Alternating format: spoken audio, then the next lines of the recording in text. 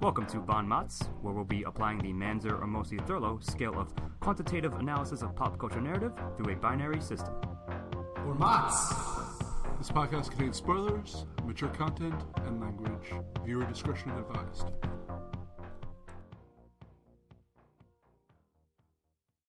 Welcome back to the MOTS, here in Oscar season, and we've just watched Manchester-by-the-Sea, and we're going to review it. I, of course, remain Scott Thurlow, here with Jonathan Ian Manzer.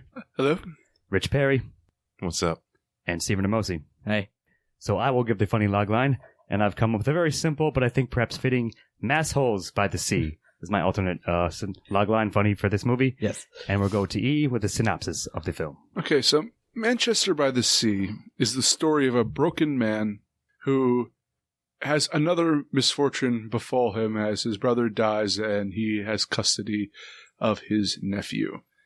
And one would think this is a story about a broken man redeeming himself, but it's more of a broken man finding out that he is a broken man. Yeah, the end. That's pretty much it. Yep. So given that, we're going to go to Rich with the intro. So we're introduced to Lee Chandler, and we're given a glimpse into his life at this point, which is it's pretty dark. It's not the happiest of lives. Yeah, he works a custodial job, lives in a pretty bare apartment, and he's shown turning down multiple chances at starting a relationship with anyone from the opposite sex. And he likes to drink and get into fights to try to cover up whatever pain he's feeling from his past misfortunes. And during one day, he gets the news that his brother had passed. So he drives to Manchester. Well, he gets the call that his brother's in the hospital, so he drives to Manchester to try to see him. And upon getting there, he learns that his brother died about an hour before. Fucking Boston traffic. Sure. Go on. So he starts asking the questions to make the arrangements, goes and tells his nephew, and starts kind of settling in and getting used to, or getting integrated into his nephew's life, finding out what he's doing, and then eventually decides to go have the reading of the will, where he finds out that his brother has named him the guardian of Patrick, his nephew, and is in charge of all of his financial stuff. And I think that's where it ends pretty much, right? Yep. He is now, in fact, the custodian of a kid. Yeah. A teenager, to be fair, but sure.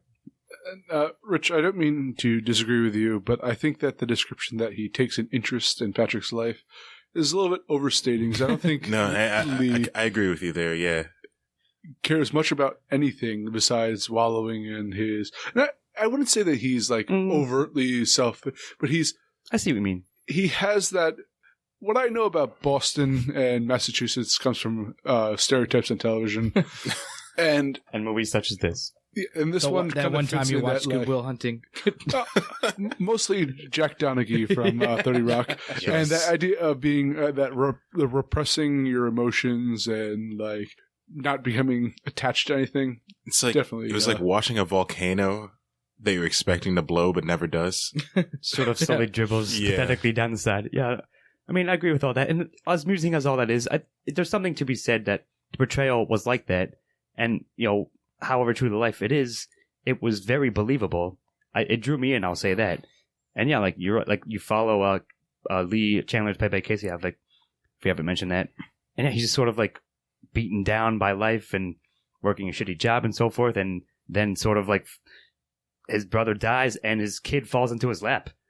So I think we're making this movie sound far more depressing than it is, because it certainly is on. There's this kind of oppressive tragedy behind this movie, but one of a few. It focuses quite a bit on like the absurd humor and of day-to-day life, yeah. Situation, like to the point where it's very, in a way, inappropriate comedy for what they're talking about, Yeah. but it works very well. And it's also very restrained, because I hate cringeworthy humor, and this very rarely falls into that kind of You hate awkward, awkwardish stuff. But this is a very It is, but awkward, it isn't. I see what you're saying. there's one scene, this is later in the film, where they're putting a stretcher into an ambulance, and they just can't fit it in, so they're kind of like bumbling about trying to do it.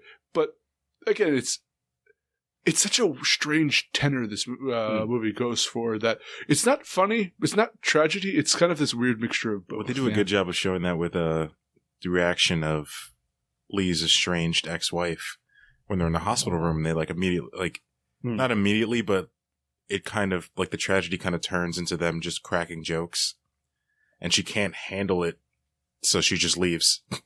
Yeah, she's like, I'm gonna be the adult, I'm gonna be the bad guy, I'm gonna go home. Yeah, like all I can say is that's not Lee's wife, that's Joe's wife. Oh, that's Joe's wife? Yeah. Nope. Yeah. It was. Sorry. I was confused about that too, but either way. And I don't think Joe is the brother of Lee, right, who's the one who dies away, in the beginning. All I can say is, like, regardless of all that detail, I thought it was an engaging and arresting intro to the characters and to the setting. And it was just, we'll speak at this, probably say this as we go through as well to other questions. But it was just, to me, felt very true to life, and I was engaged by it. Throughout the movie, they do, like, flashbacks of things, and this happens in the intro as well. But, you know, they kind of look back on Lee before a tragedy that you'll find out about in the body, and before and after this has happened. Generally, it's, like, with a trigger from what's happening in the present, too. Right. Yeah, it's sort of like tiebacks in. And so they do go back in, and they show a lot about Patrick, his nephew, and Joe and Lee, like, all together, you know, hanging out, having a good time. They go back a lot into that. Yep. I thought the intro was definitely engaging.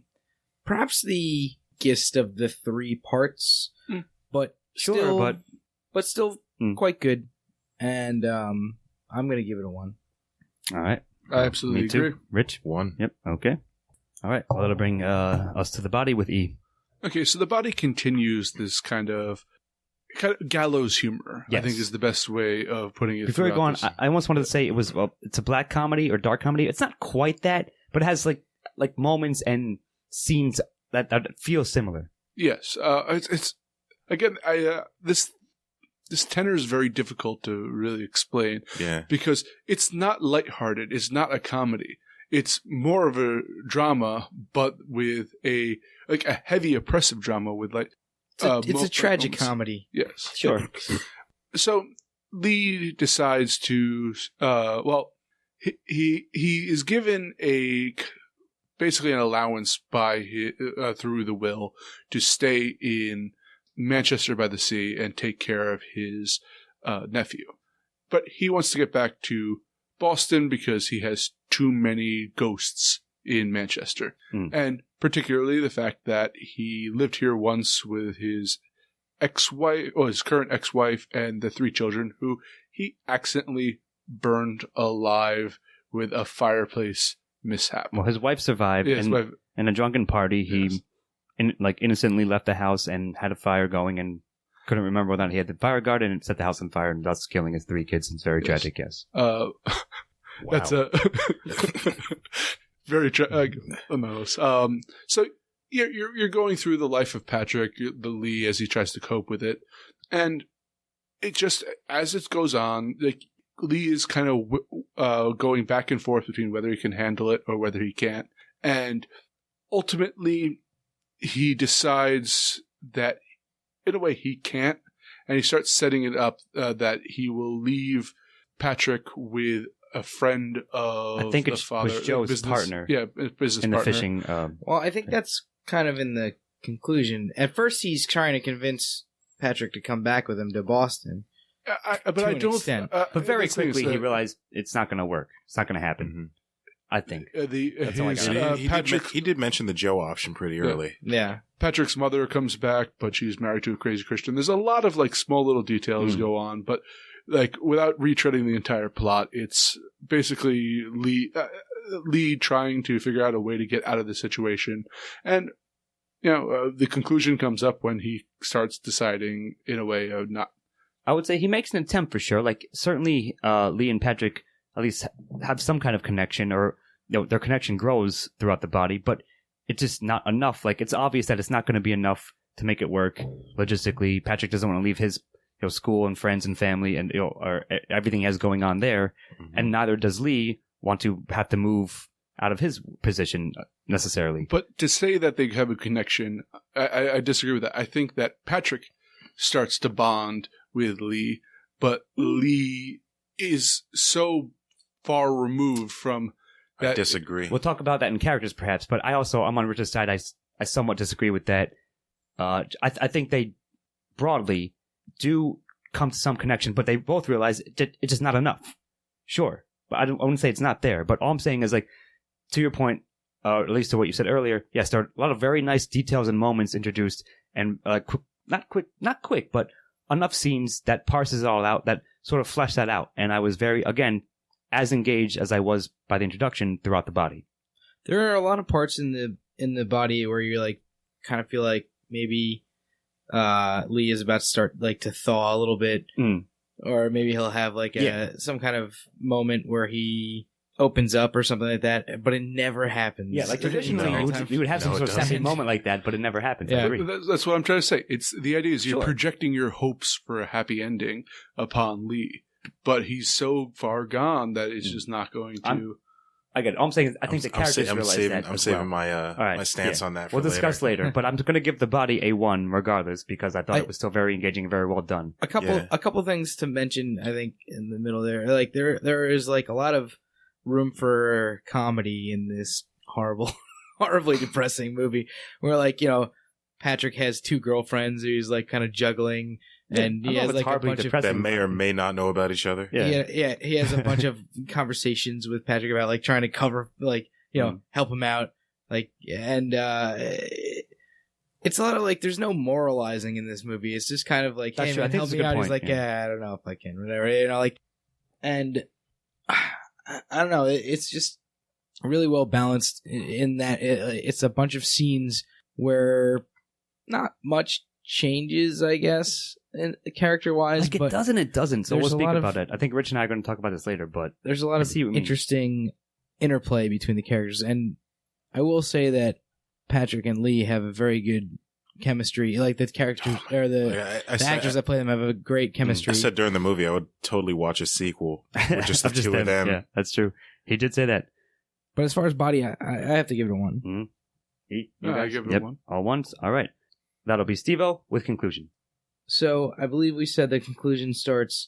There's a point where Lee talks to his ex-wife, and she kind of spills her guts out, and he starts to get emotional. And before he kind of allows himself to, he just leaves. He's like, I can't deal with this. I have to go. I'm sorry. And that kind of goes into the conclusion where it's kind of like the end game, right? So like right after that happens, he gets into a bar fight, as he is wont to do, and he gets real drunk, gets into a bar fight, and comes home with a bunch of cuts. It's an Irish Catholic coming out. At that point, I think that's where his decision is made that he's going to go back to Boston, but he's also going to make sure that Patrick can stay with all his friends, and where he has a doesn't hockey have to team uproot his life and a band. And he's got all this stuff going on, so he decides to help Patrick in any way that he can by letting him stay there. So he, what's his friend's name? George. He talks to wife. Off screen. Lee talks to George and like kind of makes arrangements so that Patrick can stay with them. And then they have Joe's actual funeral because they couldn't bury him. Yeah. Earlier because the ground is frozen. Running jokes is that they can't have a funeral because the ground is too hard there in Massachusetts, so they have to store him in the morgue essentially, and/or a freezer until it softens up in the spring, so they can have a proper funeral burial. So they do have the funeral at the end, and then they're walking. Patrick and Lee are just walking down the street, throwing a ball around, and then that's it. Shooting the shit. Now the final scene then they go fishing. The final scene is them on the boat, like as a callback to. They go on the boat, and Lee kind of like lays down like what's going to happen, and that's pretty much it. So I say that I agree with you in the conclusion part, but it's kind of weird because there's definitely a tonal shift in this movie about A bit. 2/3 of the way down. It's not. It is okay. absolutely huge because they get rid of all of the absurd humor moments and just kind of focus on. And this is the conclusions where all of the drama and all of the the tragic underbelly starts actually welling up. It's and where it all culminates. That also coincides with the time skips because you can tell there's like at least days or weeks passing by between each scene. Yes, that's true. So maybe okay. So and I think the part when I noticed it was when he has a discussion with his ex-wife as she's coming up, and that's the most intense scene. And actually, there's also a camera work difference at this point, or cinematography difference, where you have in the first two acts a lot of very distant shots, and then you actually have very close-up shots of people when they're going back and forth. Thinking back on it, okay. So again, there's no real, in a sense, narrative resolution as you'd want in a film like this, but it's actually the logical progression of the character, like Lee. So it was a very surprising ending. I'll give it that. Yeah, I don't think Scott wasn't surprised. I don't think it was surprising to me exactly, and perhaps I'm jumping the gun, so I'll save some of this for the next question. But I think it's the closure it should have had, and that satisfied me at least. And for the like everything we learned and followed through the characters through like up to this point, I think that made perfect sense. There was no other conclusion really. If it was a happy ending, that would have felt cheap or tacked on, and it wasn't that. And you're right. You did convince me that they did sort of like slowly but surely get rid of like the more absurd humor parts of it and just was like a straight up drama tension. But that made sense. I mean, that's how life is. So I'll speak up of that in a second. But I think that was a good choice for the conclusion.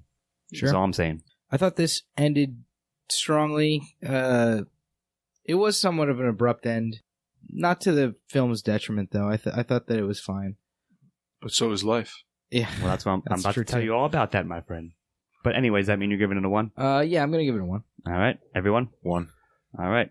Yep. Well, that will indeed bring me to themes. So I'll try not to go too crazy with all this. But of course, Steve-O can bust all my balls you want. It's just life. Like, having to deal with the unexpected troubles of life.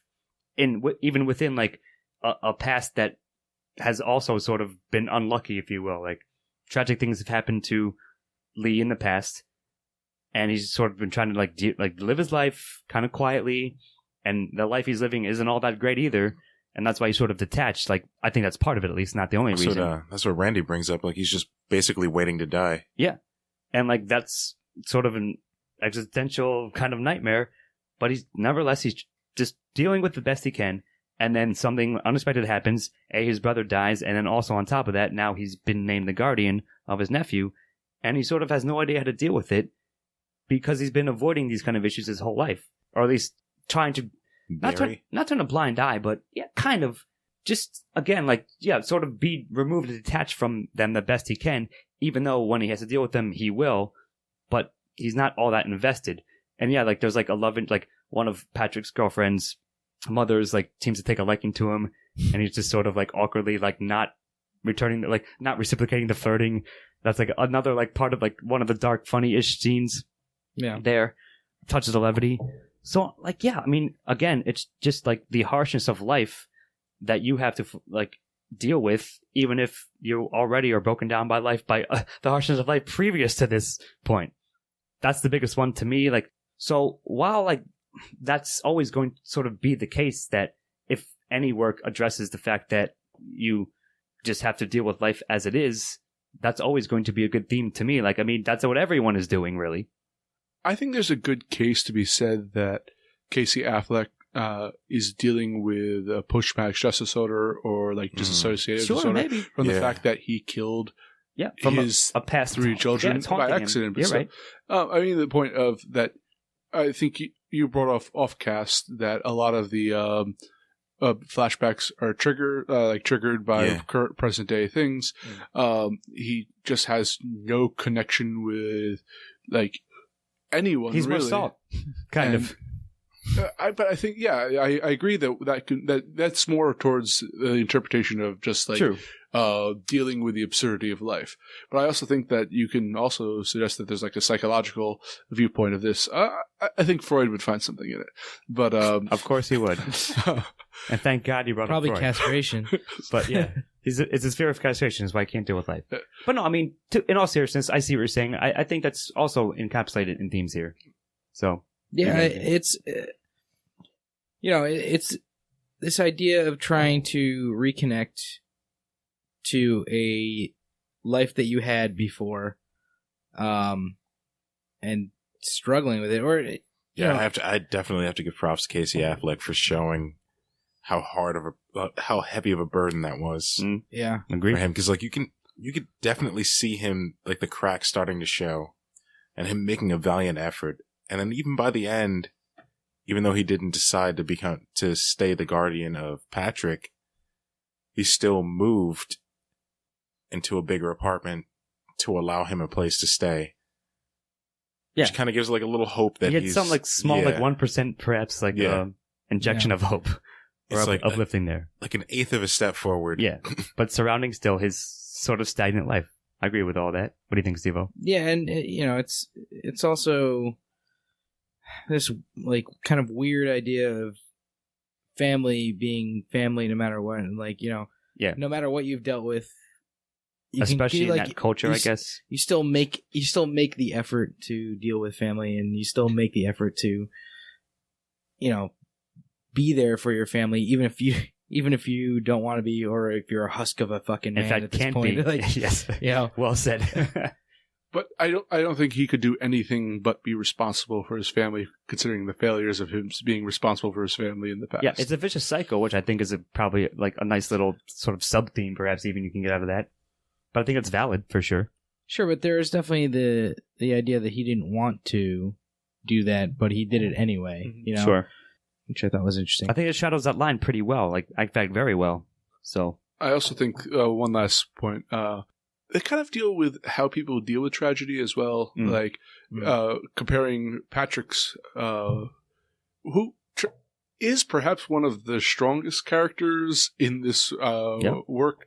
He deals with tragedy really well until, like, he just happens to open up his freezer and something small sets him off. It triggers his thing about his father being frozen before burial. Yeah. And then Casey Affleck just couldn't handle that at all. But I mean, it's interesting. Like, but he does the best he can. Yes. Like in that situation, he's like, I just have to sit here until you're cool, and he does, and he sits there and he kicked the door down, so there was no. Yeah, you're right. I think it's all part of themes, and I think it's all handled very, very well. All sort of like interwoven, integrated into it. Yeah. So is anyone not giving it a 1? No, I'm giving it. It's an interesting case study. Alrighty, 1. That will in fact bring us to antagonists as I somewhat jumped the gun, and that'll be Rich. Ooh, let's say I was trying to figure out like which or what antagonist would be, and I settled on happiness for a bit because of how dour this movie was. But I kind of like that. Let's say I don't want to say acceptance, but I kind of see what you mean. Yeah, because you see Lee fighting against making amends with the things that have gone on in his past. Like the number one thing being the untimely death of his children. Sure. But he's just like, he seems set on punishing himself for that. He absolves his ex from all of the supposedly horrible things that she said. Because he sort of blames himself, really. Like, he definitely blames himself. Absolutely. Get it. Like, he was like, you see that when he was in the police station, when they just like, so I'm free to go. Like, he was appalled. He was dumbfounded, and almost disgusted by the fact they're like, yes, you didn't do it on purpose. Yeah, it was just a mistake. Sure. No, I agree. Right. I know, like I said, like, it's gonna be life, like, the problems of life that are either life is the antagonist, I guess. Crippling depression. I'm gonna steal a phrase from Ian that he likes to use, what I think you're gonna might have said anyway.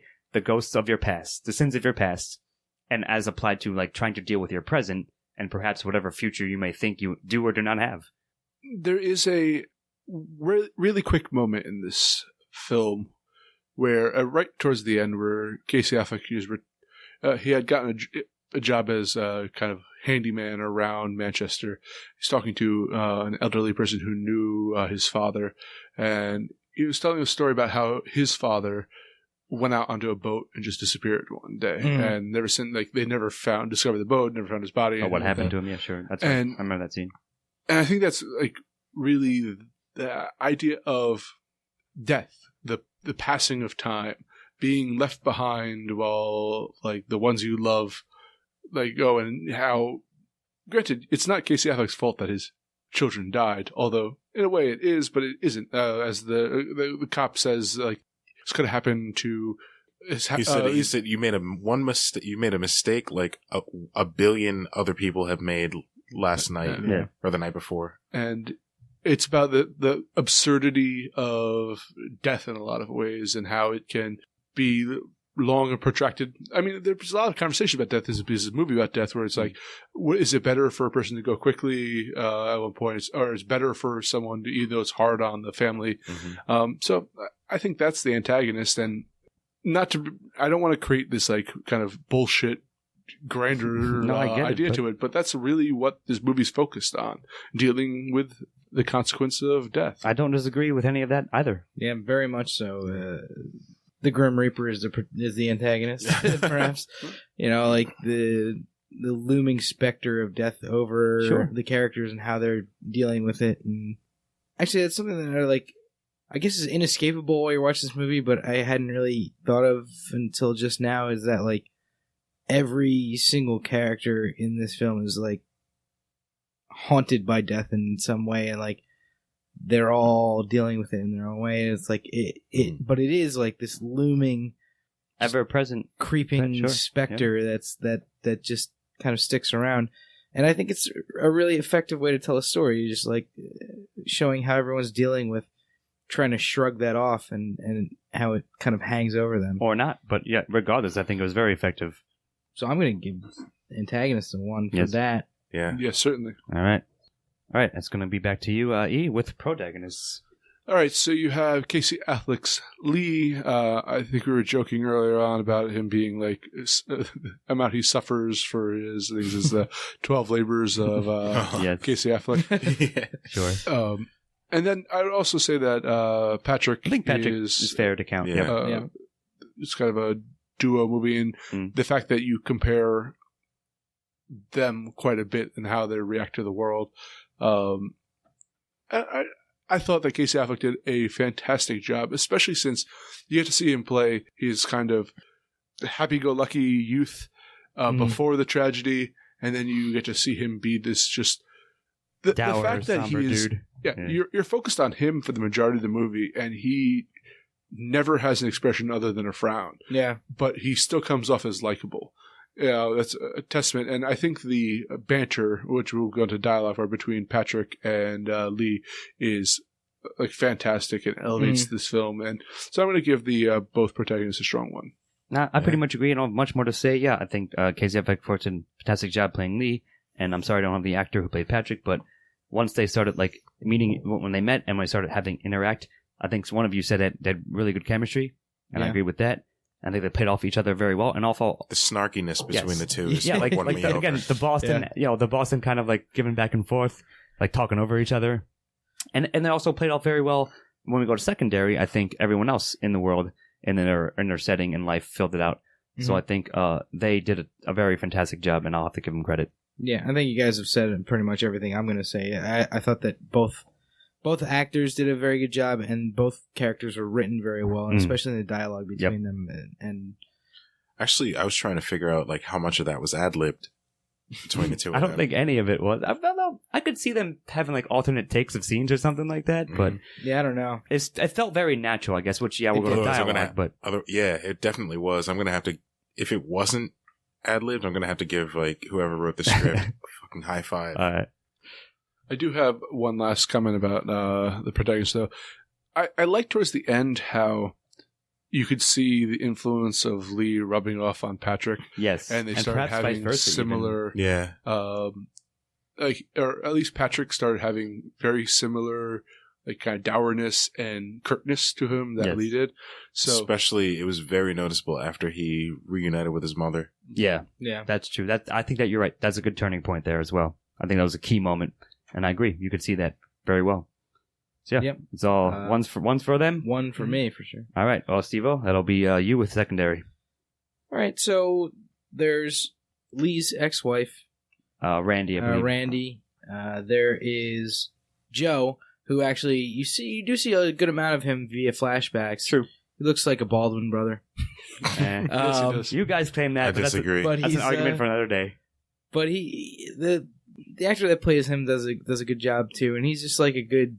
The interaction between him and Lee is pretty solid and like brotherly for sure. Sure. Just fun like ribbing and stuff like that. There's Patrick's mom, Joe's ex-wife, who was like I guess an alcoholic and then turned her life around, became a super Catholic or Born something. again, perhaps. That's what I got out of it, at least. Yeah, I don't know. I'll pass it over, but I of those three characters, I thought they did a good job. Just the supporting characters that seemed to fill out the world. They weren't like anything mind blowing or anything like that, but it was a full cast. It felt realistic, and I don't want to spoil it, but Matthew Broderick makes a cameo in this, and we all went, "What, Matthew Broderick?" where he plays. I don't know if I went that, but yeah, he's in it as a small role, and he does a great job in it, and he comes off as like really creepy. And so I don't want to spoil it because it's actually well worth like watching it. Sure. I mean, I agree. Like I said, it's sort of like it fills out the world in like believable lives. Like the main characters would know these people, like it's their friends or family, the people like they live in the neighborhood with, drank with, and Joe's business partner they had the boat with, and also Patrick's girlfriends and all of that, like his bandmates, his two friends from the hockey team. It was all very believable Boston-y, if you will. And I like them all, so I can't really pick one. Again, I know our tradition is to pick like one specific one out. I'm not going to do that. I just think they all deserve credit for filling out the world and again adding a layer of believability. It's all too often that you have a movie like this where the secondary characters fall to the wayside. Yes, each one, like no matter how little screen time that they had depth. Exactly, and you don't see that often. Agreed. So that's why I'm giving them all a 1. Yeah, I agree. All right, go 1s, and that'll bring me to dialogue. So yeah, it's really hard to describe. And all of us were like, right after we finished watching the movie, before we started, trying to like pin down how we're going to describe what like the tone of it was, because the tone informs a lot of the interactions, i.e. the dialogue. So there's some like funny parts, but also like mixed in with morose and dour parts. Like it's really hard to describe, but it's so fucking believable, at least to me. Yeah, no, I feel the same way. Everyone's facial expressions too, like maybe that style, like just the acting talent, but again, the interactions. And yeah, of course, everyone's affecting a Boston accent, but that was believable. Like, no, I was like, nowhere was like, that person can't do a Boston accent, because then it sounds like, unrealistic. It was all perfectly fine, grounded in reality. And again, in the small-ish world that I believe that these characters lived and worked and, interacted with their family members and so forth in.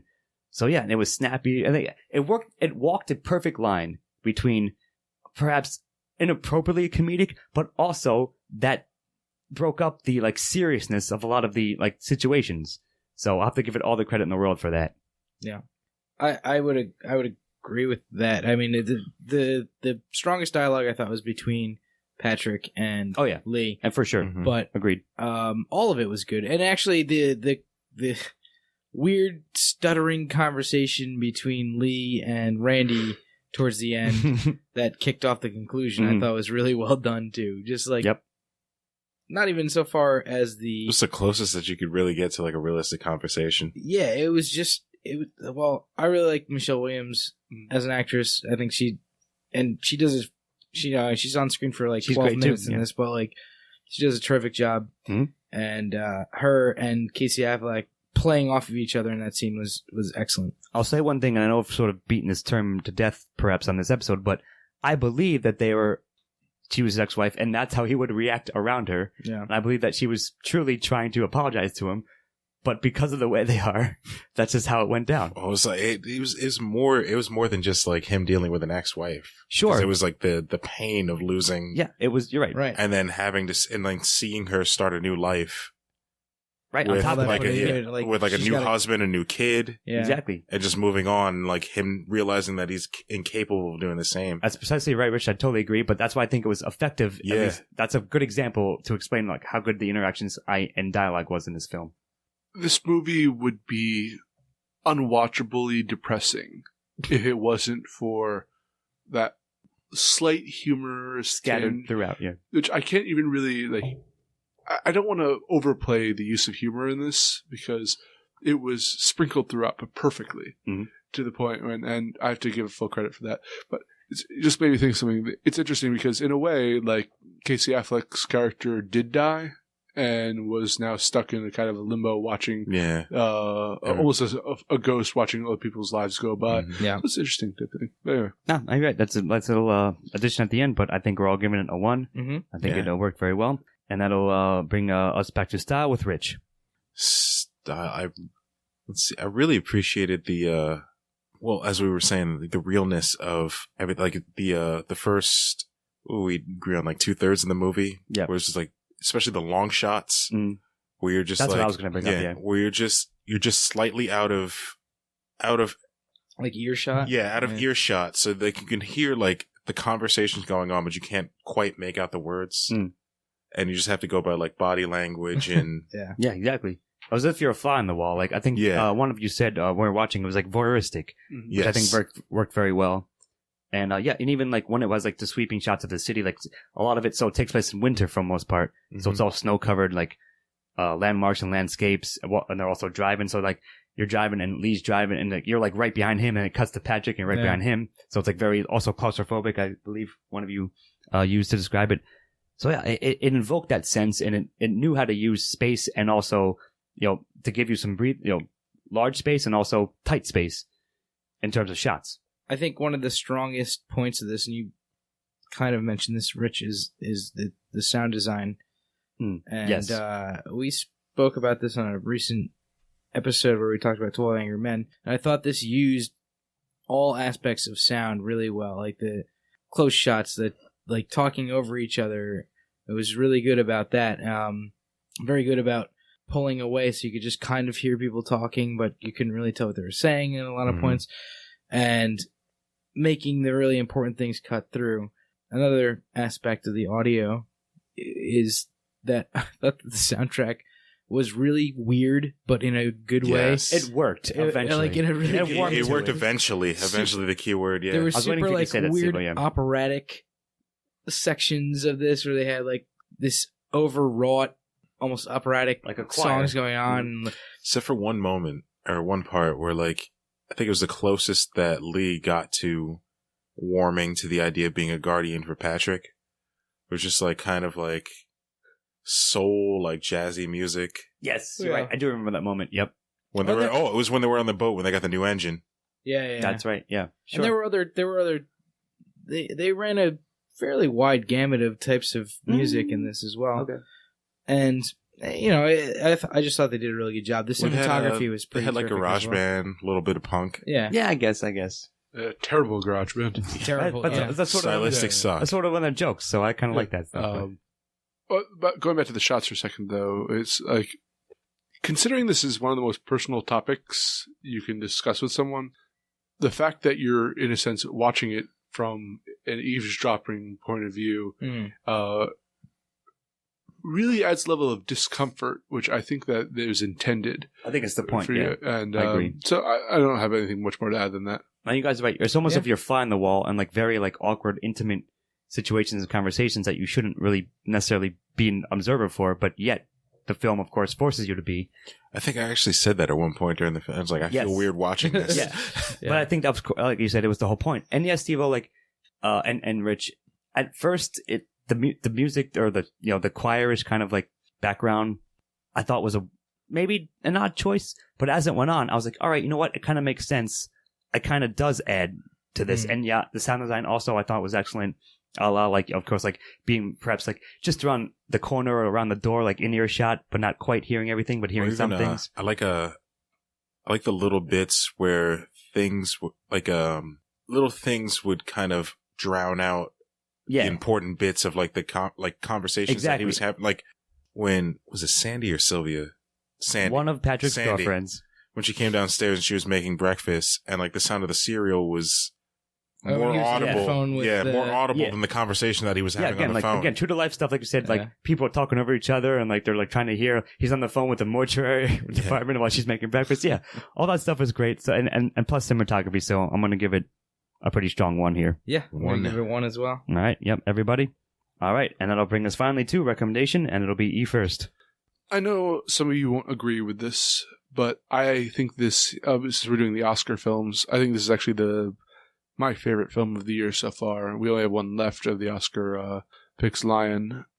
I really, really enjoyed this film. I think it's like a movie that definitely, like, I would recommend to everyone, even if I didn't think they would enjoy it. I would say go and watch it. Give it a shot.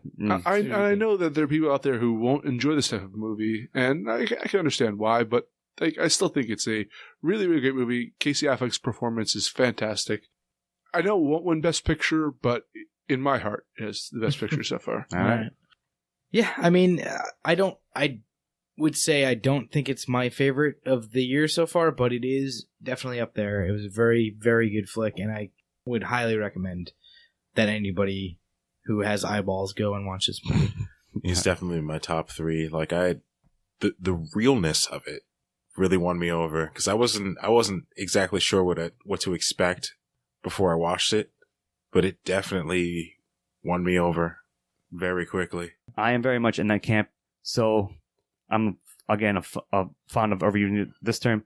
I thought this was a movie about Casey Affleck having to adopt like a 10-year-old kid, and not like a teenager who is more mature and can make his own decisions. He's got like 2 years left until he's 18. Yeah, exactly. So like, I mean, in that sense, I just didn't know, like, you're right. I didn't know what to expect quite going into it. I knew what I knew about it, but it wasn't all that much. I was very pleasantly surprised. If not surprised, like, I was very glad that this movie was much different than I thought it was going to be in the end. And yeah, I would highly recommend it. I think it is, agreed, one of my top 3 films now at this point in the season. I loved it. I would see it again for sure, and that's become sort of my own personal scale. And yeah, I think it was just excellently done all around, as we just said. We all are going to give it a perfect 10. So you guys know what's coming. Yeah, I think it is. Give it a perfect 10. Yes. Do you agree that it's a perfect 10 movie? Yes. The fact that I have trouble, like, if someone asks me, like, what would you change? Manchester? No, what's Manchester by the Sea about? Like, what's the tone? What's the feel of it? I would actually have difficulty describing to them. It's such a good balancing act of different emotions that it's easier just to watch an artistic film. masterpiece in that aspect. And yeah, it is easier to watch the film than to explain it. Yeah. So yeah, and I can't say anything better than that. Yeah. It is getting a perfect 10 from all of us here, and I think that is indeed the score it deserves. I can't really like knock down any points to like. I was trying to poke holes and flaws, and I know Ian often tries to do that too the more he likes something, but nevertheless, here it is. I would Manchester say, by the Sea. I would say for me, sorry to interrupt, but I would say for me, I would probably say, yeah, it is a perfect 10 film, all but right, I might give it a 9.5. I might, but all probably right. wouldn't. I would give it a 9 3/4. You're not giving listen to it again. either of those Or I right have to now. watch it again. You're both So giving it 10s. The opera cutaways didn't All right. win me completely I gotcha. over. All right. Yeah. But on our MOTS scale, it is in fact getting a 10. So there you go. Indeed. Manchester by the Sea. Goddamn good movie. And while I don't think it probably wouldn't, I'd be glad if it did, but it might get beat out by other ones. But I think it's still a top-notch film. One of the best I've seen this season, that is. So go see it for sure if you haven't yet. And I think that'll do it. Any final thoughts, fellas? No. All right. Well, I've been Scott Thurlow, here with Jonathan Ian Manzer. and good night. Rich Perry. Good evening. Stephen Amosi. Have a good night. And we'll be on a fishing boat off Manchester itself very soon. Good night. Watch out for the sharks. Editing and engineering by Scott Thurlow. Music by Christopher Morgan. Check us out on YouTube and iTunes for the shows, and on Facebook and Twitter for updates.